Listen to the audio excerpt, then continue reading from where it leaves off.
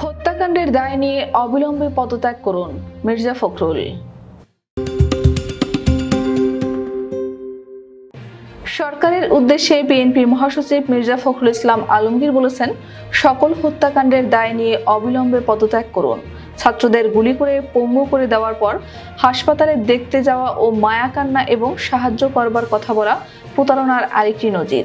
সরকার জনরোষে পড়ার ভয়ে জোর করে ক্ষমতাকে আঁকড়ে ধরে রাখার লক্ষ্যে দেশে কারফিউ দিয়ে রেল সহ সকল যোগাযোগ ব্যবস্থা বন্ধ করে রেখেছে। জনগণকে কর্মহীন রেখে অনাহারে দিনাতিপাত করতে বাধ্য করছে। দ্রব্যমূল্য দিন দিন মানুষের নাগালের বাইরে চলে যাচ্ছে। এই অবস্থা থেকে জাতি দ্রুত মুক্তি চায়। এজন্য প্রয়োজন রাজনৈতিক সমাধান। শনিবার এক বিবৃতিতে বিএনপির মহাসচিব এসব কথা বলেন। মির্জা ফখরুল বলেন, সরকার ক্ষমতা আগলে রাখার জন্য বিভিন্ন সময় বিভিন্ন কৌশল অবলম্বনের মাধ্যমে মসনদ ধরে রেখেছে।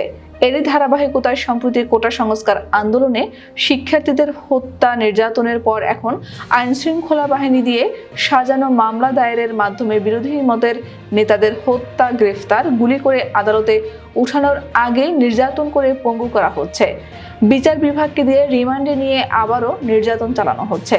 রিমান্ডের ন্যূনতম আইন মানা হচ্ছে না। শুধু তাই নয়, গ্রেফতারকৃতদের উপর নির্যাতন চালিয়ে কল্পকাহিনী রচনা করা হচ্ছে। বিরোধী দলের নেতাকর্মী ও সাধারণ মানুষকে গ্রেফতারের পাশাপাশি এখন কোমলমতি শিক্ষার্থীদেরও ব্লক রেড দিয়ে গ্রেফতার করা হচ্ছে। আইডি কার্ড দেখা মাত্রই গ্রেফতার করে নিয়ে যাচ্ছে।